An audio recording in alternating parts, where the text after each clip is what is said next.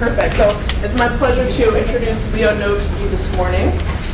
Leo is an award-winning speaker, engaging MC, and an experienced speech coach who helps others speak with power. He's won numerous speaking competitions, taught lectures, led workshops, and inspired people to action. Leo's dynamic, humorous, and inspirational approach is sure to fire up in the audience. Leo has extensive experience in sales and marketing and has started several successful startups. He's a published author and a patent holder. He focuses on the topics of sales communication and team motivation. Please join me in welcoming Leo. Thank you. Thank you very much. Wow, a packed house. Well, let me start by saying that as a speech coach, my job is to empower people to overcome the curse of knowledge and the curse of fear by helping them speak with more power and confidence and poise. Okay, let me try this again. Sorry. It's late and it's early. Late, early. All right, let me try this again.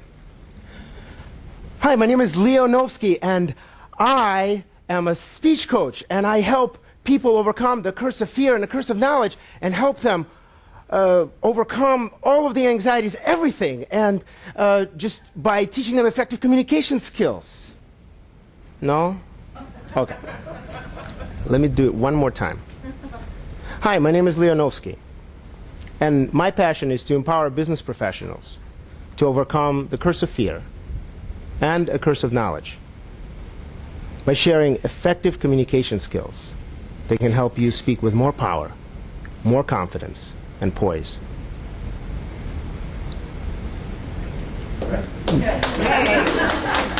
Now, which of those three made the most impact? The third. Why? The words were the same, or close to it. Why is it that my third introduction, my third try, was somehow different for you than the other two? Confidence. Yeah. Confidence. Mm-hmm. Yeah. Energy. Pauses. But number two had more energy. Pauses. The right amount of energy. Pauses. Thank you, Lisa. Anyone from that side of the room?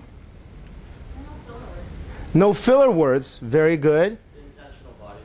Intentional body language. Thank you very much, Earl. Stop and think about that, and that is why we're here today. Except for the free donuts. What I want to talk to you about today is exactly this, and that is how to speak not just with your words, but with your body, and how to harness, literally harness, your existing nonverbal communication so that you can then align your words with your actions in order to get results. Fair enough?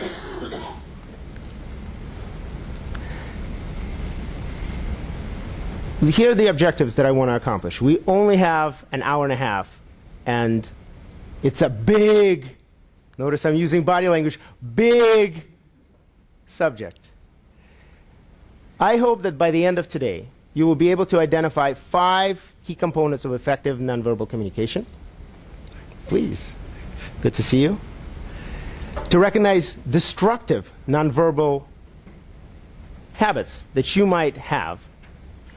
And finally, develop a new and powerful nonverbal habits to enhance your verbal message. Because nonverbal communication is just that. It's just a collection of habits that you have acquired over many years to help you navigate the world. The question is, are you using them effectively? And are they the right habits? That's what we're going to focus on today. So let me ask all of you now, just by raise of hand. Actually, let's stand up for a second, since we are talking about body language after all. I'm going to ask just a few questions. And if you get a yes, if you in your mind say yes, I want you to sit down. If you say no to the other ones, keep sitting down. All right? So the first one is, are you comfortable speaking in public? If you say yes, sit down. Good. Are you worried about, when you're not comfortable, are you worried about your body language? Do you lose sleep over it? So if yes, sit down. And when you are focused so much about your competition and your conversation, you are not able to really get the message out. You leave saying, oh, I could have done better. If you say yes, sit down. Okay. Do you see that that is always the problem? The thing is, we can always do better. However, the body language is one thing that most people ignore in their presentation. They focus on the content. They worry their minds off on what am I going to say, but not necessarily how you're going to say it. And that's what we're going to focus on. So you might have heard this statistic that 93% of your communication is nonverbal, or the meaning that people get from it is nonverbal. How many of you heard that before? Okay? How many of you know where that comes from? Good. You'll get to learn. So here's the thing. The study that was done in 1967 found that when people communicate, 7% of the message that gets interpreted correctly, whether or not body language exists or not, is verbal. 38 vocal. And then the way the study was made, 53% was facial expressions. What that means is, if I say, I'm happy to see you, you get it, right? You understand immediately that that person is not authentic. That person is not really, does not really mean what he or she says. However, this particular study is not exactly true. They've figured out that there are so many other things that are involved and so many other aspects, and the whole 93% is just not true. However, what is true is when you take all of the studies that have been done in the last 40 years on this subject and you put it all together, when you put them all together, what happens is, when you look at your verbal information, the verbal information that you have in your words, and the nonverbal cues that you have, the difference is 4 times. You get 4 times more cues about the authenticity of a person, about what they mean, and the stickiness of the message. The difference is 4 times. Now, if someone told you, how many bankers in the room? Raise your hand. All right. If a banker tells you, I can give you, or I'll ask you, I have a business idea, all right? And I guarantee you that if you give me $1,000, I can give you $4,000 back. Would you loan it to me? I got to look at your credit rating. I don't believe you. Something in your body language told me that you weren't authentic. But you would. It's a great business opportunity. So I really encourage all of you to take that opportunity and take the time to invest in understanding body language. So what is at stake for you? I would love to get brave volunteers to raise your hand and tell me what has been their experience with body language. Or not even body language, nonverbal communication, because it's not just body language. Nonverbal communication, some of the challenges. Why are you here, in other words? Yes, Paul. The biggest ones is being able to pick up with a client or a team member something's weighing on their heart that they're not speaking about, and to just ask, like, how are you doing really? And only by what little I know about body language has it opened up some opportunities to go, level 10 in relationship with somebody and find out what's really on their heart. And begin a relationship. Great. And Paul, that was very interesting, because what you're talking about is the next step forward. It's not your body language. It's the body language of those who you speak to. But what if their body language is garbled? Right? What if it's not really what they mean? Does that leave you in a bind? No, that allows me to draw. That's what I've used when I see the conflict. with what we know. I've been able to just ask deeper and sit with them a little longer, even if it's quietly. So you help interpret. You help interpret. Yes. That's good. In business, sometimes that's what's required. Other people, any others? Yes, Trevor. Very similar to Paul, your comments. I thought that was fantastic. I work in international banking, so one of the main reasons why I'm here is because I work with clients from other cultures from around the world, and it's not always an American nonverbal communication style. So I'm hoping to pick up things here that I can apply to my international clients. Perfect, Trevor. Nonverbal communication is a language, and there are different type of languages. We'll cover that. Yes. Just to tag on to that, and gender differences also, but you The gender, room of men versus a room of women. And how often do you get a room of men and a room of women? Not often, unless you're in a particular event. However, you get a room full of men and women, and you want to be able to read their body language. Okay? Others? Yes. When I'm acting as a judge or an officer of the court or a position such as that, it's kind of a science to body language. I've been able to, at a fairly high confidence level over the years, determine, at least initially, if I'm getting the straight scoop. So again, officer of the court or a judge, I'm scared. I hope you can not tell that from my body language. But you're using it as a tool to see if the information that you are getting is correct. You're going to be drawing, I'm assuming, on science that Yes. talks about things, and there's enough science in the theory of that. And there's some things that you see that in the person in front of you that gives you an indication on what you should listen for. Good. And your name is Miles? Miles. Miles. Miles. Thank you, Miles. Interesting comments. And they're interesting for this particular reason. Because each of you have mentioned something about a body language of the other. The body language of the other and reading their body language. So far, none of you have said something about yours. Now, yes, you are absolutely right. All of you are right. When you speak to others, they cannot help but to transmit information through their body language. But let me give you the dirty secret. So do you.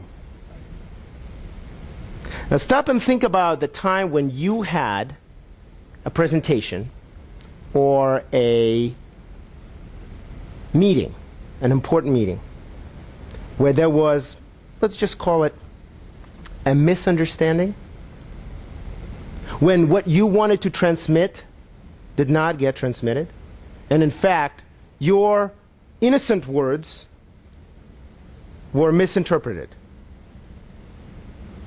or the meaning that you put so much passion into, the words that you put so much passion into, did not come across. Has that ever happened to you? Raise your hand if that happened to you, okay? But didn't you just tell me that you're really good at reading other people's body language? How is it that someone who is such a professional at reading others can mess up on their own? Because it's easier to read a book than write one. Ah, it's easier. Thank you, Thomas. But I will challenge you one more time.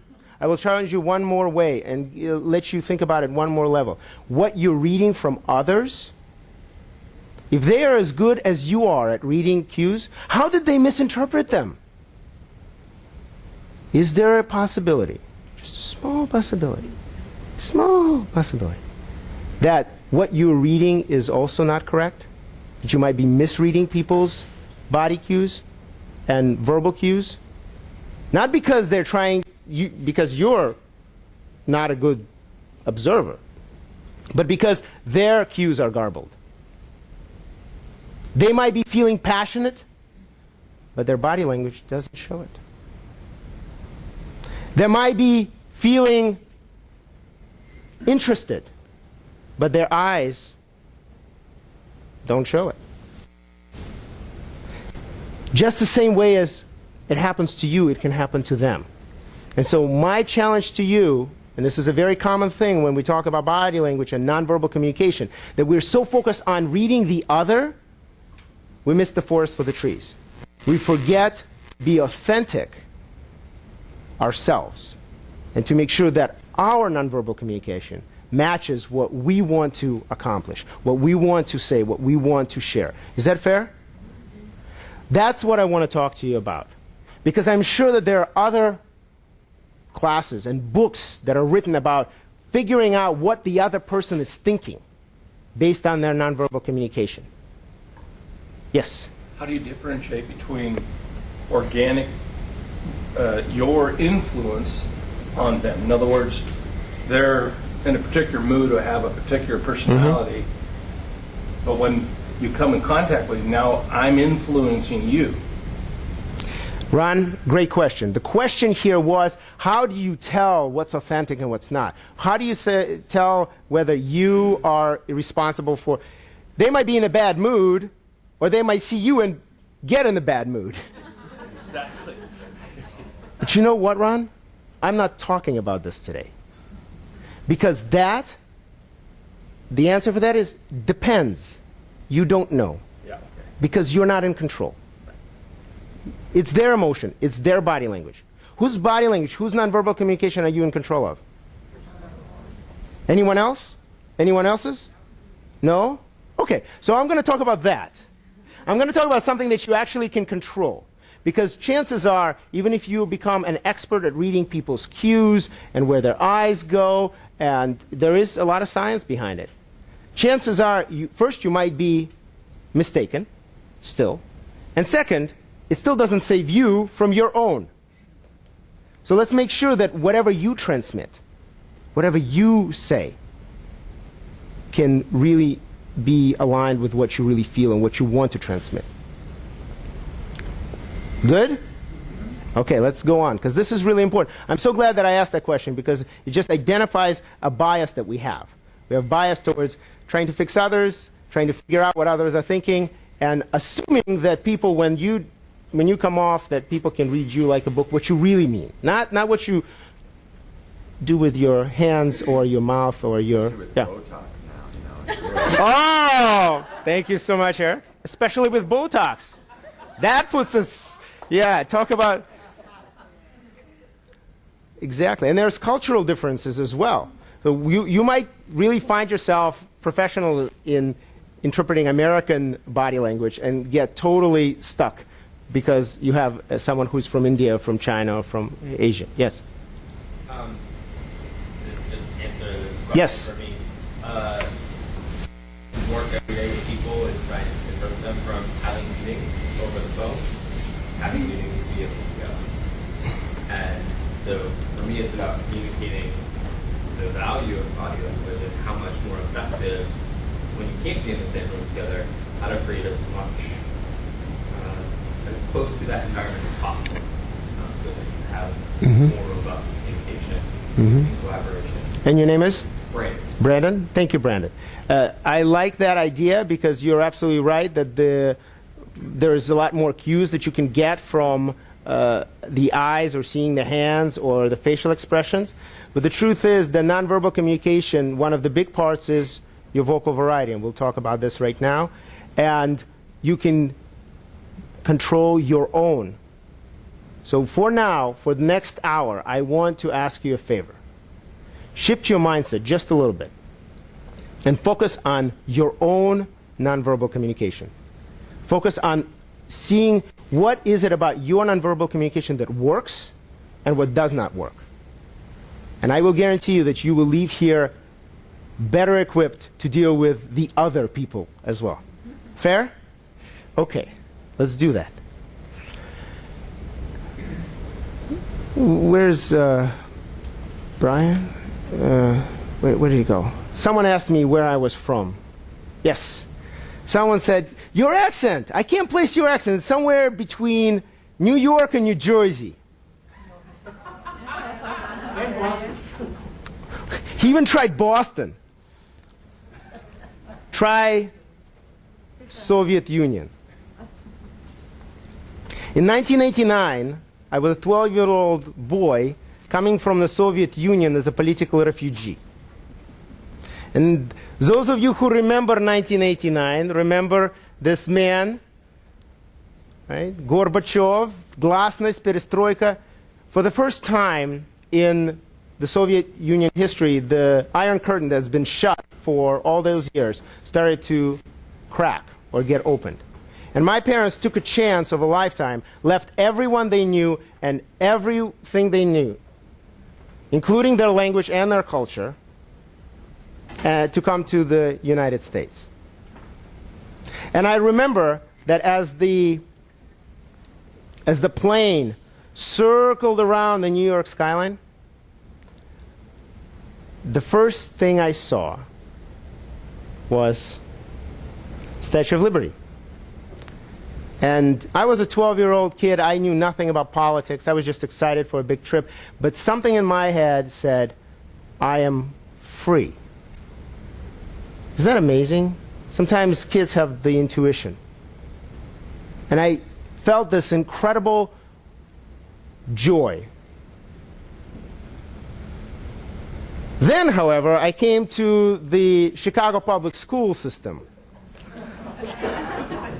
And let's just say that when you're in inner city Chicago public school and you don't speak English, yeah, you become a little bit of a punching bag, which I was used to because I was coming from the Soviet Union as a political refugee. I had to, that was nothing.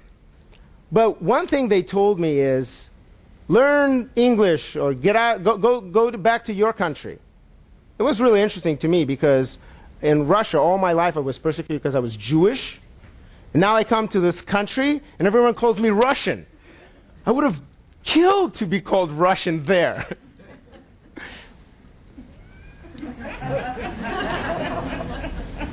But it wasn't just language. The challenge for me had to do with nonverbal communication. Everything that I learned that you were supposed to do, like don't smile at strangers. Anyone been to Russia? Yeah. You don't smile at strangers. That's just rude. What about in America? The opposite is rude. Hmm? What about just the one that really got me was I was suspended for improper physical contact. It sounds dicey, right? I was in 7th grade. I saw my best friend, a Russian. We hugged and we give each other a kiss on both cheeks. Mwah, mwah. Yeah. Yeah. There are so many things that you do on automatic as far as body language is concerned and nonverbal communication is concerned. You don't even know. The idea is to become aware of what is most important, and that's what we're going to talk about today. I believe that there are 5 different areas in nonverbal communication, and I use an acronym SLAMS because the reason why I use it, 2 reasons. One, I couldn't come up with a better one. Second is because if you've ever had anxiety of speaking in front of a group or in front of an important client, understanding these cues can tremendously alleviate those issues, can help you to alleviate those worries. Because if you start become aware of your own body language, some of the anxiety will go away. And I will touch on what you can do to do that. Here they are. The first one is sound. So the idea is how you sound, how you look, how you act, and how you move, and how you use space that you yourself have. So there are 4 key elements of how you sound, how you look, how you act, and how you move. And then finally, how do you use the environment around you? That's what we're going to talk about today. So let's go through it. Raise your hand if you love the sound of your voice. Thank you. I didn't mean like to hear yourself speak. That's different. Right. But it's good. And Thomas, I have actually had a pleasure of hearing you speak, and I agree. I like the sound of your voice too.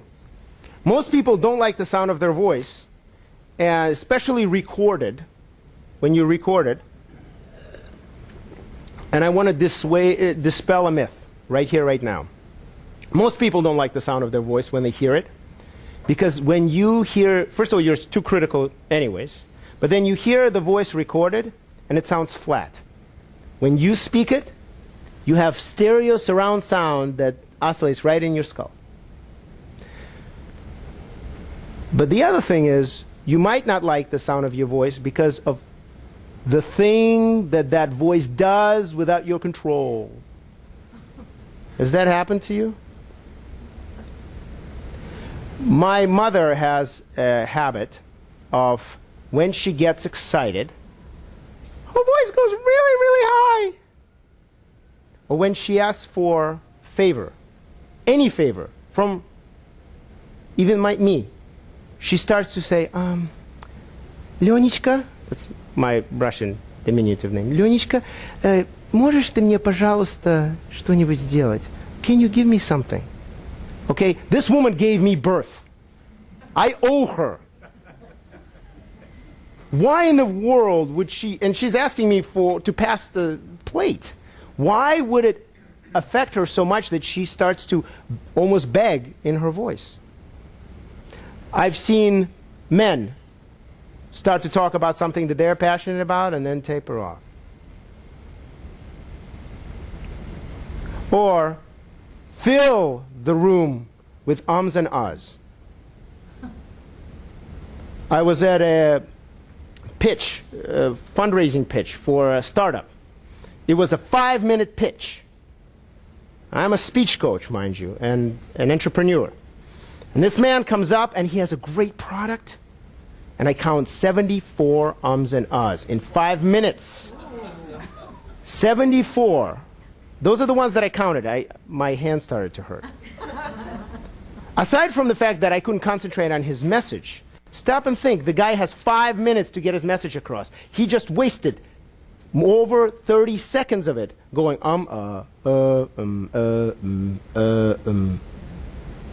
That's costly.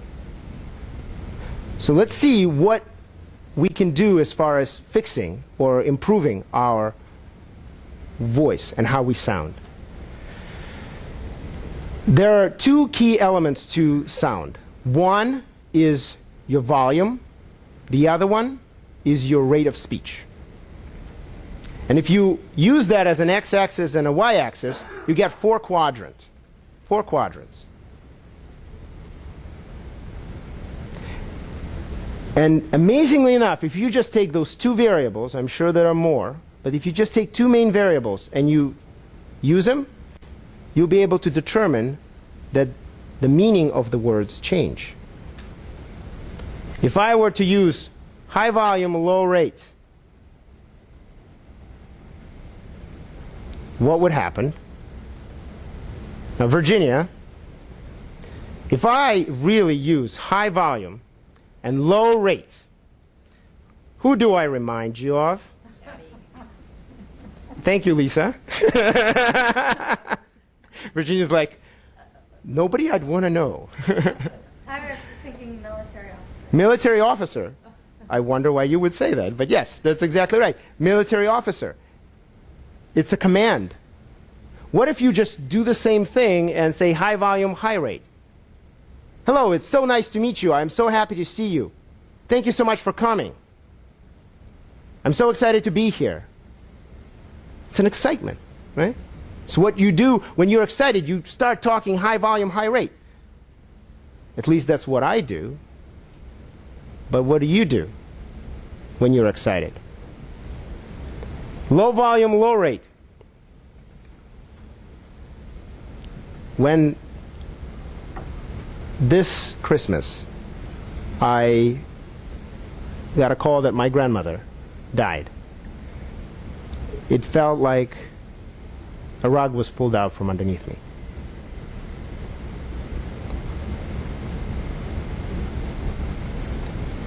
This Christmas, when I got a call that my grandmother died, it was like I had the rug pulled out underneath me. Which one? I feel the same way. I still want to cry. A what? A sociopath, right? Whatever it is, it wasn't authentic, but I still felt the same. My emotions were the same, but you interpreted it differently. I threw a wrench into your mind-reading technology of nonverbal communication. But what happens when you really want to share a secret? When you think that something is really, really, really important? Something that you don't want others to forget. Something that you want them to really keep even like 3 days, maybe even 4 days after the workshop. I just changed my volume and my rate. That's it. Maybe a little inflection here and there. And yet you were immediately able to tell or think that you knew what the emotion I was trying to say. And some of you actually had emotional response to it. When I did a command structure, you have had an response. Some of you from the military were like, yes, sir. Yeah, what? Where? And some of you like, you bastard. Who are you to talk to me this way? Now, as a speaker, as a presenter, do you have control over how other people interpret you? No. You can only have the control of how you come off yourself, whether you are authentic enough. Again, you think you do, and you have a little bit, but the people interpret you how they want. You cannot control it. Maybe affect it, but not control it. So I really encourage you to start, again, think about how you use your voice. And which one of these is better? Which one of them is more powerful? Uh-huh. That's right. Depends is the right answer, but even a better answer, it's not just it depends. The answer is all of them. Now, each one, yes? That's not what you said. You said you cannot control what the other person is thinking.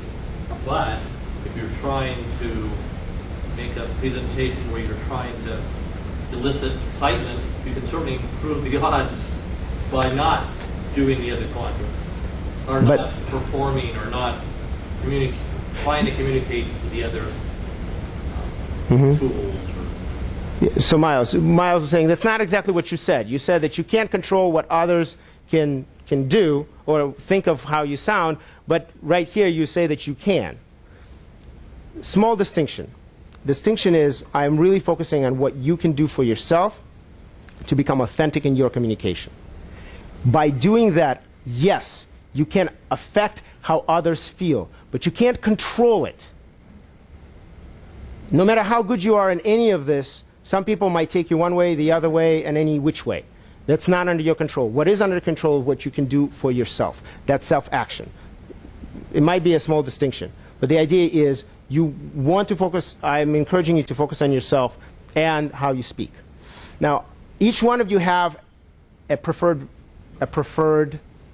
mode of communication. And it most likely falls in one of these 4 quadrants.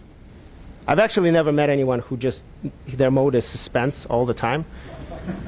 Maybe a gossip who always gossips. You'll never believe what just happened. No,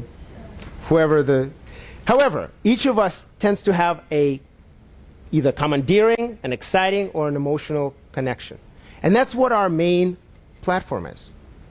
However, if you just use that platform and not the others, you will either bore your audience to death or burn them out.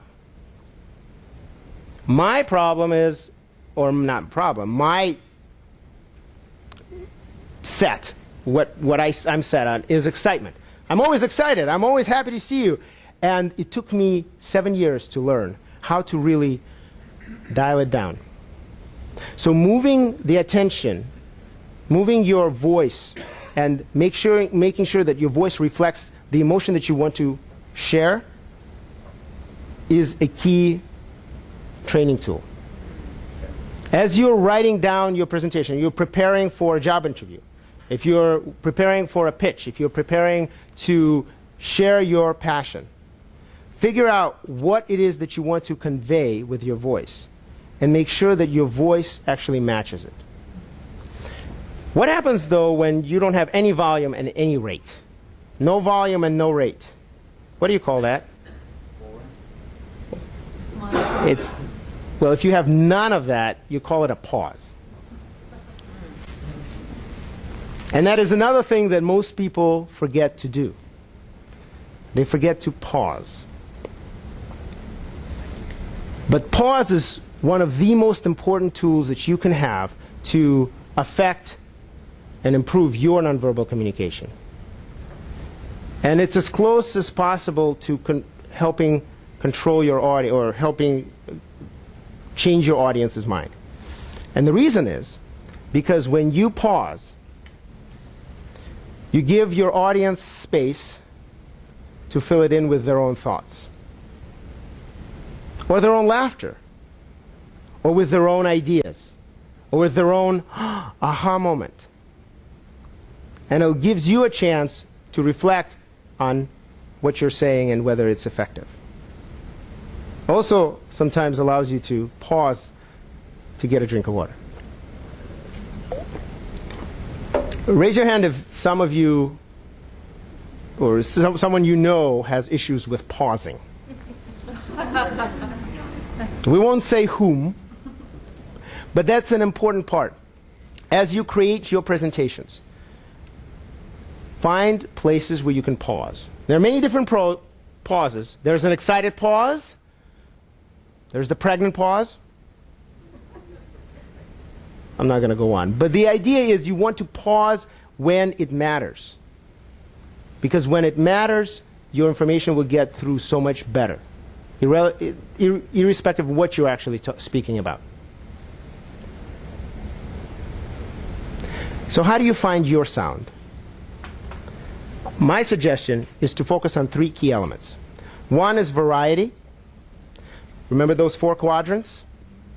Focus on varying your voice to accommodate the meaning of the words.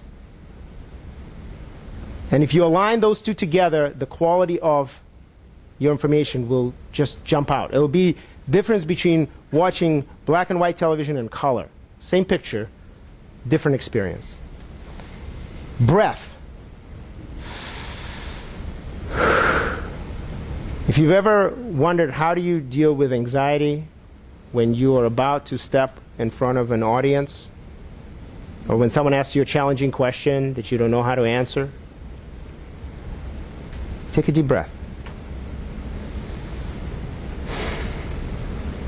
It's incredible what that does to both your physiology and the way your audience perceives you. And finally, pause. Pause is a powerful, powerful tool. And it'll help you avoid overrun on sentences. It'll help you avoid getting out of breath and going on and on and on until you really can't talk anymore, and so you lose power. And it will definitely help you get your point across better and stronger. The second part is look. How you look. So how you sound is really important, and how you look is the second part. All of you have seen the commercial? I'm a PC and I'm a Mac. Let me break it to you. Neither of them is a computer. But what just happened? Why did they choose these 2 men, first of all? And then, of course, this is a Mac commercial. The PC is not supposed to look good. But notice how they're dressed. Notice how they look. And if you watch any of those commercials on YouTube, you will see that there is a specific way that each of them projects themselves and carries themselves. And that's what gets the meaning across. Isn't that interesting? That is the key element that they use. They didn't dress them the same. Can a business professional use a Mac? Yeah. Even the one with the tie? I don't know. Maybe. Yes. Can a creative person use a PC? Absolutely. But the way that Apple did it, they created an image in your mind, and they used the cues that you already had about what does it mean to be confident, Or what does it mean to be creative? And they used it to their own advantage. So yes, you can change people's minds by your nonverbal communication, but you can't control it. Let's talk about this a little bit more. So how do you look? What does it mean by looking? There are two key elements I wanted to mention. One, there's how you look yourself, and then how you look at others. There are two main elements on look. How you look yourself is, how are you dressed? How do you move in terms of your mannerisms? How is your hair? I need a haircut. Eric, just so you know.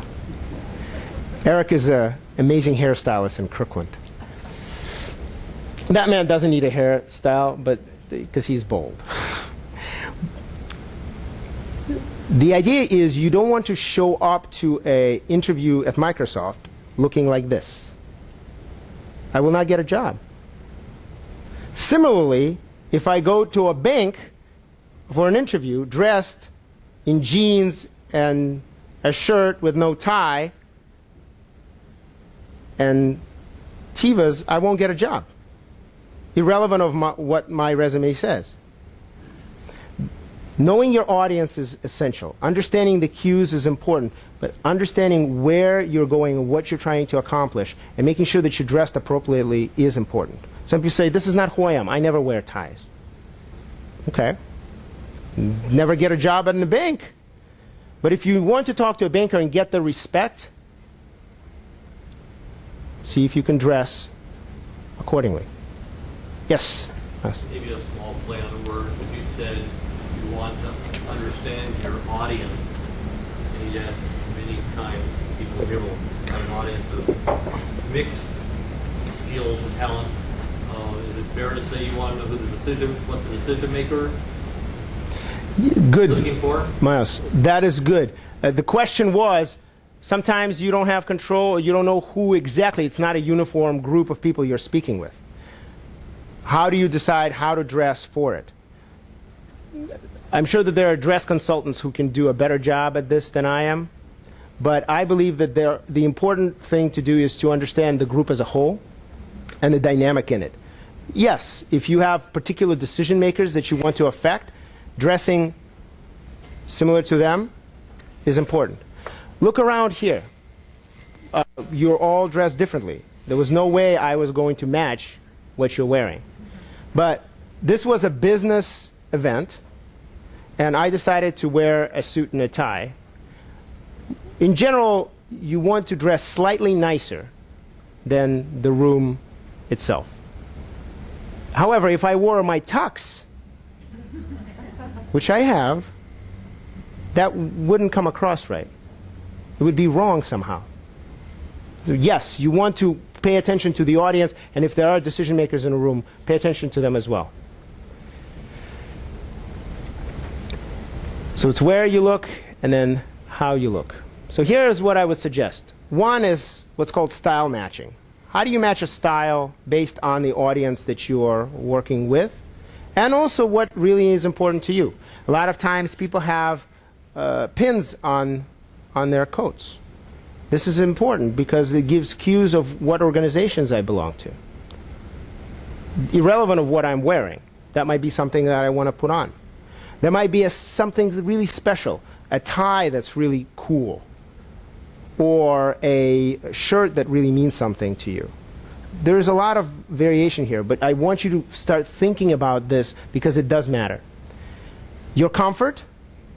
I've seen women in particular dress to impress, and then they can't cross their legs, or they're really uncomfortable, or it's really not right for the weather. And that will change the way you feel yourself as a woman, and also will give the wrong impression. Imagine you're going from your car to the interview, and it's cold, and you dress to kill. You come in like this. And it's going to take you about 5 to 10 minutes to warm up. But the person you're meeting might not get that cue, might think that you're just nervous. It's important. Eye contact is another thing. How you look is important. Where you look is also important. One of the things that I hear a lot about anxiety is, Leo, I'm okay with one-on-one. I'm okay with a small group of people. But when I'm in front of a group of 41, I get really scared. One of the reasons for that is that eye contact is super important for us. And when you have 7 people or less, you can keep eye contact with all of them. As soon as you get bigger than that, you can't. And all of a sudden, it's just a sea of faces. And it could be really, really disconcerting. The suggestion here is to pick 2 or 3 people in the room, in each part of the room, preferably further back, and focus on them. People around them will feel you're looking at them too.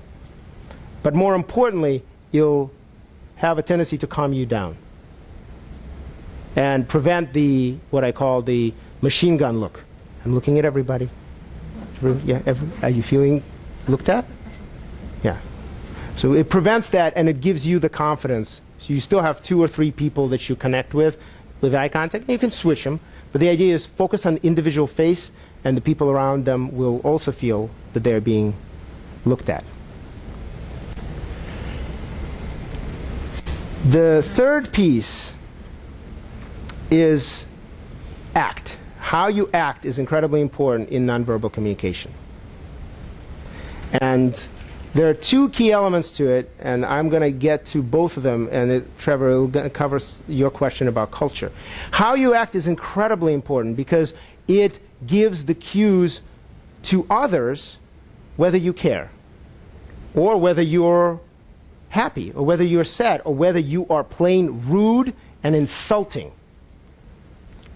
Imagine if you find someone doing this as you come in for a job interview. Need I say more?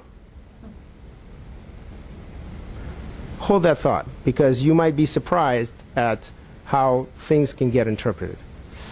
But the first key element is when how you introduce yourself, how you come across as you act in a room can be incredibly important.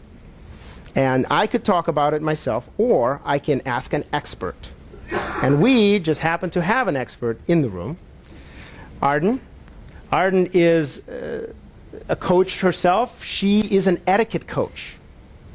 She is the woman who told me that my name tag should be on my right, not on my left, so that when I shake the hand of others, people can have a direct look at my name tag. She also showed me how to figure out which glass is mine at a dinner table. But today, I hope she can comment on the one aspect of it, and the aspect of how do you come across when you come to a business meeting? What's important? So please help me welcome Arden.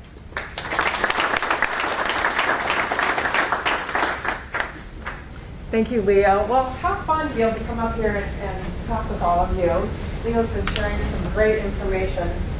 Let me just tell you a story that I heard. A lot of people like to share etiquette stories with me.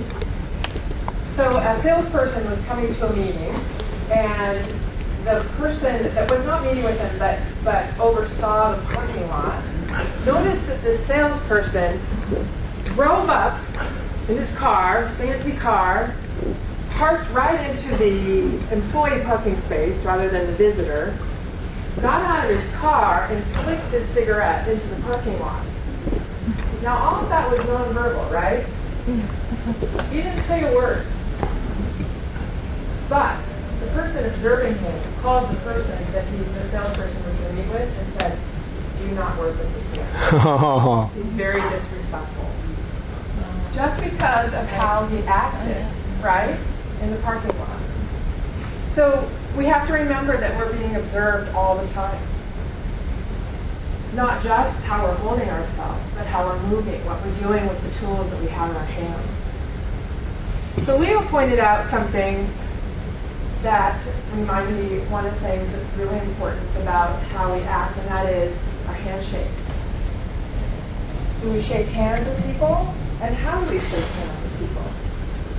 Is it sort of a loose, what I like to call a dead fish handshake? Or is it one that's saying you're confident and that you're really happy to be with this person, right? Or are we sort of just looking away and not making that connection with someone? So that's one aspect. Another thing that's really important when we're interacting with others is showing interest. So eye contact is a big one. Leo mentioned that, right? Eye contact is something that we want to be aware of, and we want to hold about 60 to 80% of the time when we're interacting with people, when we're talking to them. 60 to 80% of the time. We don't want to stare, but in the United States, eye contact is very important. It shows respect. It shows we're interested. Another one is to lean forward. So you may have heard of that. True story. A CEO that I know that was interviewing for a CEO position, a different CEO position, he thought he had the job. You sure he did? He leaned back in the interview. And that was one of the things that they mentioned, why he did not get the job. Leaned back. Yeah, pretty amazing. So leaning forward and looking at people and giving them their full attention. That's all showing that you are confident and also that you are engaged and you're wanting to be interacting with this person. So just a few little words on acting. I'm going to turn it back to Leo. Thank you so much. Give her a big round of applause. Of course, Arden is going to have her own workshop next month that you don't want to miss. I'm definitely going to be there because these things are so important. Now, does that sound a little complicated and overwhelming? No? Good, because the next thing will. Arden just mentioned some of the key things that you can do to really project the emotions and connections that you want to project in an American setting. But let me tell you that everything Arden said would be totally wrong in a different culture, or dealing with someone who is of a different culture.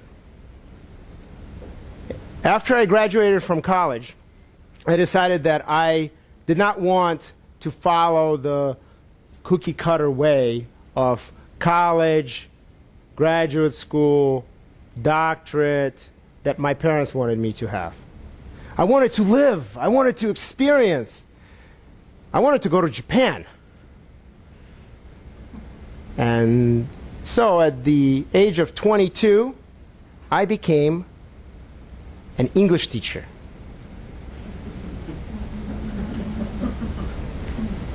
To middle school children.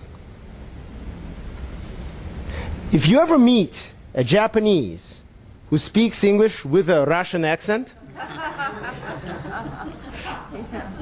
he was my student. And it was an exciting time in my life, still and probably will be forever, the most exciting time in my life. I was single, no kids, free to the world, and I was literally Leonardo DiCaprio. That's what they called me. They said, "Oh, your name is Leo? Like Leonardo DiCaprio?" I'm like, yes. It helped everywhere. But one of the things I've learned very quickly, that all that hard-learned nonverbal communication that I've struggled to for 20 years to learn, or no, actually it was 10 years to learn, from the time that I came from the Soviet Union, was not worth anything in Japan. You don't shake hands, you bow. You don't keep eye contact 80% of the time. You don't keep contact. You don't look at people's eyes, you look at their nose. That's polite. You never lean in. Leaning in is aggression. And conversely, some of their body language and nonverbal communication baffled me. Now, Japanese language does have a word for no. It's yeah. But it's never uttered. Now, if you get hi, that's a no. So hi is yes, yep is no. That's confusing enough. But if those of you who've dealt with Japanese, anytime you get a, that's a no. Whatever they say, it doesn't matter. So you get out of that interview with your client, you say, oh man, they said yes to everything I said. Yeah. Not so much. And that's what actually happened to companies when they started to go to Japan to build things. They also didn't realize that there was a culture of consensus. So going in and seeing who's the boss and addressing them did not work, because that's not how they make decisions.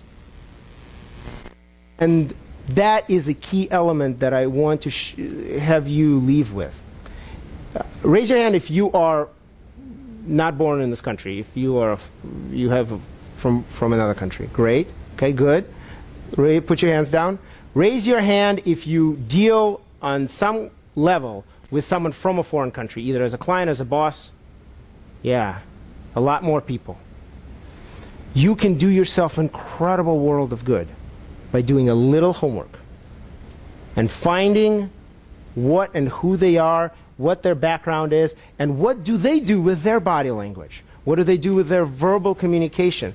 And so that you can have the vocabulary to mention it. By the way, do you know the code? Yes, very important. There are books on this, and most of them are travel books. There's a book series called Culture Shock for different cultures, and it could be really useful for you even in the work situation. If you are able to read it, you'll be able to interpret it better. But even better, if you do it the right way too, you will get a competitive advantage like nobody's business.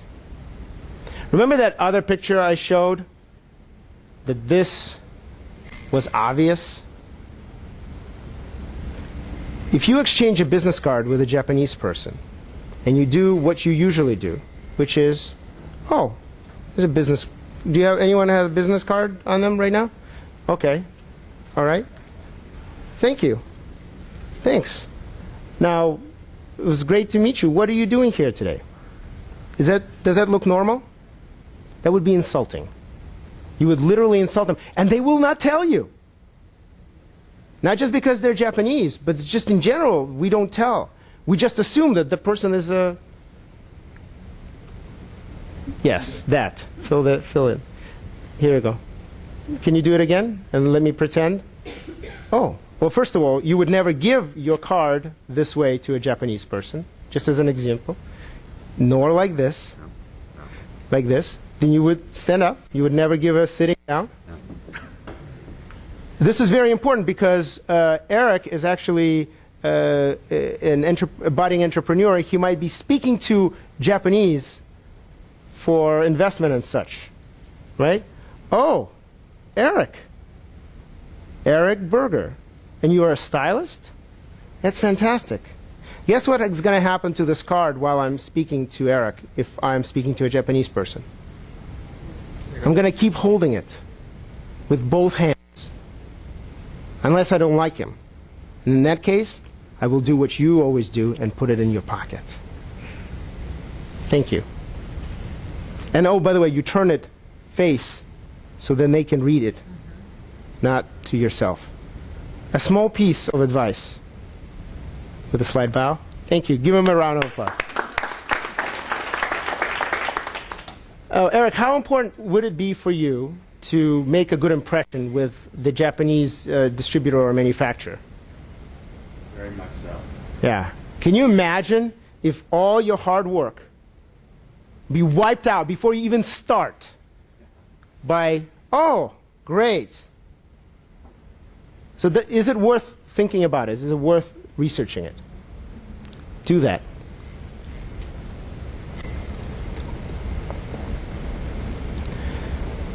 So what do you do to get your act together? First, know the audience. Really understand them. Figure out if there are people who are different from others. And it's not just about mitigating the negative, as I've just noticed. It's accentuating the positive. Because if you're the only one who understands, if you're the only one that's done it, you just become the best without ever uttering a word. Etiquette rules, learn them. We are in America, and most Americans and those people who've come here, they learn the way to act, and there are ways that can inadvertently affect you. Become a student of etiquette. You don't need to know everything, nor do you need to follow everything. But if you are ever in a formal dinner meeting, you should know which glass is yours and which fork is for the salad and which fork is for the main dish. Because that does say a lot about you without you saying a word. And then become really culturally sensitive. It means if you are a foreigner yourself, learn the ways. But if, more importantly, if you are here and you deal with foreigners of any kind, even if they're 25-year-old back in Soviet Union foreigner, you can make a huge difference. Because as you know, you can take a man out of Russia, but you can't take Russia out of a man. It's very important, and it will be appreciated. So let's focus on and go through how we move. So we've talked about how you sound, how you look, how you act, and finally now how you move. How you move is something that we most often talk about, and that is gestures, the body language. But notice I kept it all the way to the end because we so focus on it, we forget the other elements, which could be just as important. It doesn't matter what my gestures are or how effective they are if I just put a business card of a Japanese businessman in the back of my pocket. It doesn't matter that I have good gestures if my voice always sounds like I'm asking a question, or that I'm droning on and on and on and on and on. So I wanted to make sure that I give it the proper place. So let's talk about how you move. There are many, many ways that you can move effectively or ineffectively. And I even give them names. So some of you have seen gestures and how gestures can affect you. Someone told me once, it may be what I'm doing with my hands that makes a difference. Yes.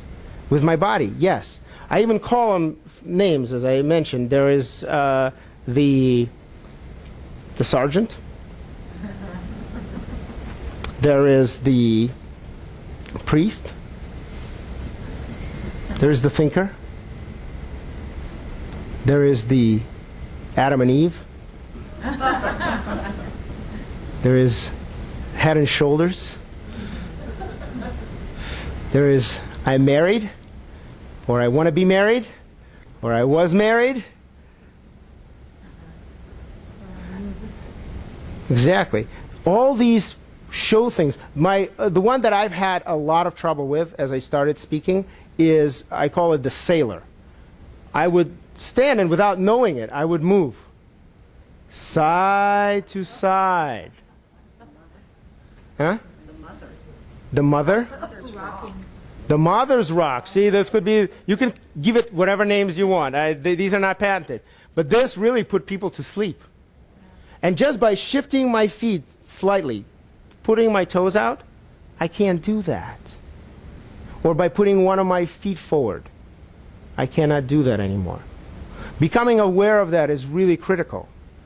And this can really help you overcome some of the things that you might not even know you're doing. Slouching. Putting your foot up a certain way. By the way, if you ever work with Muslim countries, if you're the person across from you, and Muslim countries are all over the world, right? This is not just Middle East. We're talking Indonesia, we're talking about Africa, we're talking about any person from a Muslim background. If they see the sole of your foot, you've just insulted them. So if you sit down just like this, like we usually do, that's insulting. Now, they might forgive you because you're ignorant infidel, but wouldn't it be nicer if you actually did it right?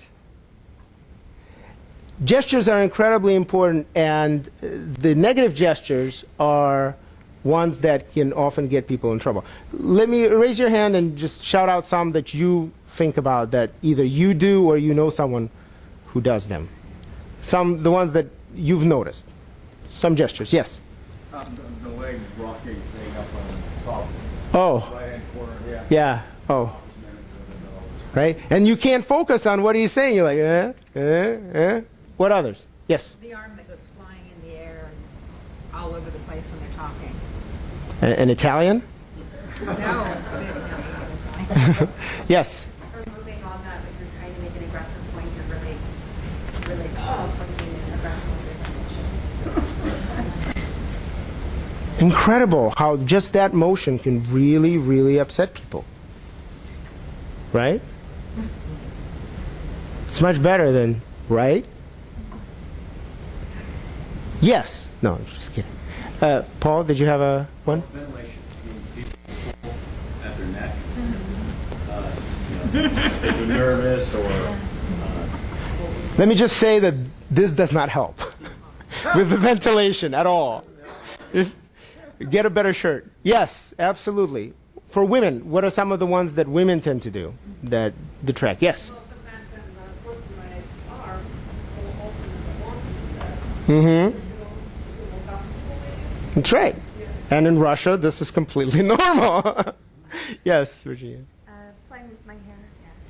Yes, hair.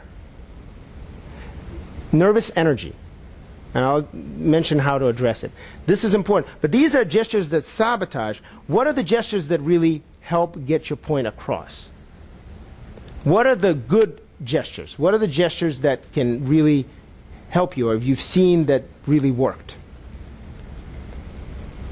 Any gestures at all when people present to you or when you present? Yes, Chris. Smile. An amazing gesture. Agreed. Other gestures to prove a point or to align with the point. You're just opening your hand. It's, Yeah. And when I saw the Statue of Liberty,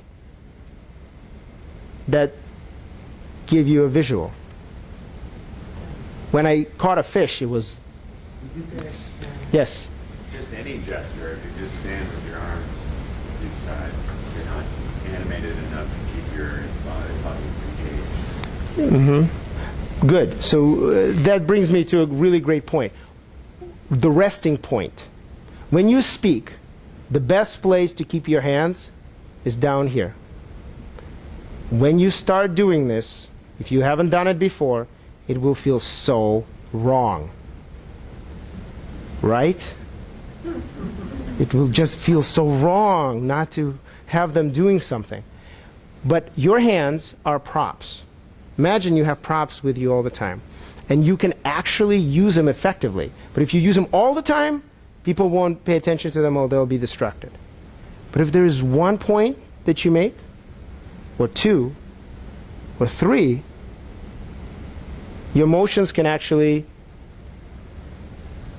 back up what you're saying. Some gestures are natural, and some gestures you might want to actually work on, especially if you want to figure out what really matters. And these gestures might not be cultural. They might actually be personal. So when you're angry, what gesture do you do? What is your gesture? How would I know that you're angry? How would your son or daughter know you're angry? Clenching the jaws. Furrowing the brow. Right? But it's clenching the jaw, furrowing the brow. It's not necessarily clenching the jaw and furrowing the brow. You have your own. It's not about getting someone else's. But why would you want to know how to do anger? Well, have you ever been frustrated by something? Are you trying to change a situation at work? And you're trying to show that this is really a big problem, but you don't want to scream at the person? Well, if you're Lisa, clench your jaw. That will feel authentic. It's about authenticity. It's not just acting someone else's emotions. It's authenticity. Same thing, pensive, frustration, joy, puzzlement. All of these emotions, real emotions, have real physical components to them for you. Think about them. Find what they are. Figure out which one of them works better. Which one of them is not distracting. Right? If you're angry and your movement is this, maybe there's a second one. Maybe there's a runner-up. So here's what I would suggest. To get in your moves, focus on your habit gestures, gestures that you're not aware of.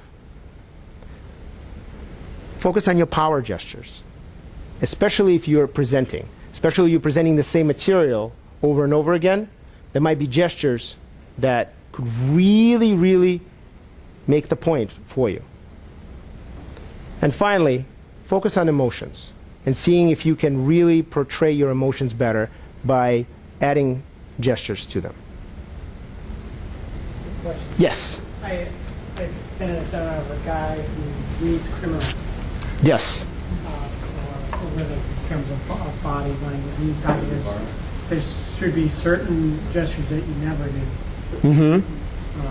What did he say? He talked about women grabbing their throats or rubbing their throat area, or the men going like this, or saying... Stand up for a second and come out, because people can't see you, because this is interesting information.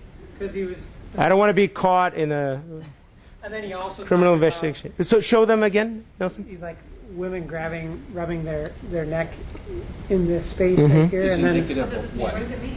that they're not, that they're spending too much time thinking, therefore they're not really being honest about what they're authentic about what they're saying. So it's like this, and they showed a picture of like A-Rod during an interview on like 60 Minutes where he was saying, and then you were also talking about saying yes while going like this, or doing the opposite of how you're answering something from an answering perspective. And I was just kind of curious as to kind of what your thoughts are on that. That's great. Well, thank you, Nelson. Give him a round of applause. Thank you for coming up. There are books on this and how to read others especially. And you were mentioning that as well. You probably have years of experience doing that. The idea here... All the lawyers are telling me are lying, so it's just really matter who they're lying for. And where do you... So you're a judge, I'm assuming, Miles, right? Where are you a judge at? Federal bankruptcy court and various courts. Oh, I see. Yes. The idea here is not how to overcome lying or how to lie better, although I'm sure that that's part of it. My focus here is how to be authentic, how to really be authentic. And there are movements that might really not work for you. The way to do it is to videotape yourself. I'm videotaping myself. If you can videotape yourself with friends or family or with your boss or something else, just for any occasion, use that to watch it back and to figure it out. Finally, the use of space. Use of space is really a powerful tool. I leave it last because I think that for most people it's not the most important. Most people are not on stage like I am. Most people are in sitting position, for example. But it is very important because it shows and it communicates volumes. One in particular is that I want to mention is for women. Women tend to not take up space, as much space as men do, when they're sitting down. A man sits down, right? There's like a big round of space around him. A woman sits down and it's because she's sitting at two men are beside her. So. Perhaps. Or it could be that she is wearing a really, really tight miniskirt and it's really cold. You see how all this comes together? Taking up space is an important cue, especially in American culture. And you want to take up as much space as men. And if we're talking about quality and worth, at least in the women I know, more space than men. That's very important. But when you're speaking in a room, be aware of your personal space, be aware of personal space of others, and travel. There's actually a way to travel. It's not just standing still and rooted at the spot. It's actually moving back and forth. So you can actually move to a different part of the room to make a point.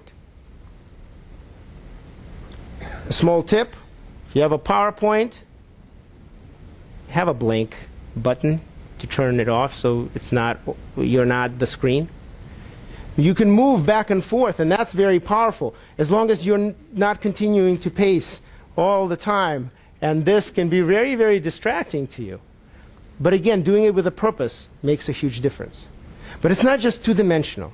It's three-dimensional. You can come forward to make a point that's very important, and you can step back to talk about something that's very, very difficult to talk about. There's also up and down. Right? You can talk about just how tall the building was, or how big the problem that we have, or how low you felt. You can even go down on the floor.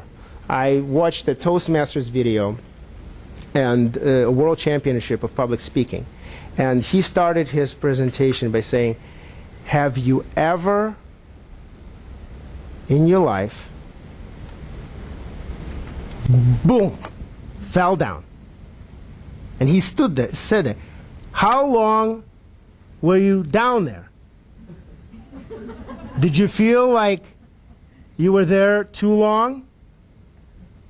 Did a horse go here? And then he would stand up and continue his conversation. But he had everyone's attention. Because we all failed sometime. We all felt like we've fallen. But he actually fell. And that grabbed their attention and got their point across. So using the space is incredibly powerful. And you could learn a lot of that. Which brings me to an idea that I wanted to share with you, another idea. And that is where to practice it all. And there is I don't have a slide for this, but there is an organization called Toastmasters. Those of you who know about it, are there any Toastmasters in the house here? Good. Those of you who are not, I would really encourage you to look at it. Go to toastmasters.org and check it out. You can find a club near you. Visit it. Even if it's not for you, you don't need to speak. You could just sit in the room and watch. But what I love about it is it doesn't teach you anything because there are no teachers. But it gives you a platform to practice without being fired, without losing a job, or without losing credibility. And then you get feedback. You actually get not criticism, but actual feedback, evaluations. And that is one thing that they learn. I've been a member for 7 years, and it has formed the foundation of what makes me a speaker. I had to then go out and learn from others on how to make it better. But it's a fantastic foundation. I'm still there. I'm a member of 3 clubs, twice, 2 of them weekly and 1 monthly. It gives me a great opportunity. And any of you who are in business, it's a fantastic networking opportunity. Just absolutely fantastic. This is what we talked about today. We talked about 5 things that affect your nonverbal communication. 5 secrets, 5 tools that I encourage you to develop. They're like gears in the watch. If you miss one, the watch just won't go properly. And of course, your message matters. I teach a workshop on how to tell a story with a purpose. So when you're interviewing, the story is incredibly important. When you are sharing your information, how you share it does make a huge difference. It's definitely not 7%, as the original study said. But I will guarantee you that the nonverbal communication makes a huge difference. And where it makes the most difference is not necessarily in negating your message, but in making your message shine. Because people can overlook the things that you do. If they care enough about you personally, or if they know well enough or they care enough, they'll overlook it. But if you do it right, they might not even know what you did, but they will leave and say, wow, that was impressive. That was really, really good. And it's not about your message, it's how you deliver it. Here were our objectives, and I hope that we actually fulfill them. to identify 5 components of effective nonverbal communication. Were we able to do that? Good. To recognize destructive nonverbal habits that derail verbal message. Have we touched on that? Yes. And finally, develop a new and powerful nonverbal habits to enhance verbal message. I hope that I've been able to help you today see the effective ways you can improve your nonverbal communication and speak with power. Thank you.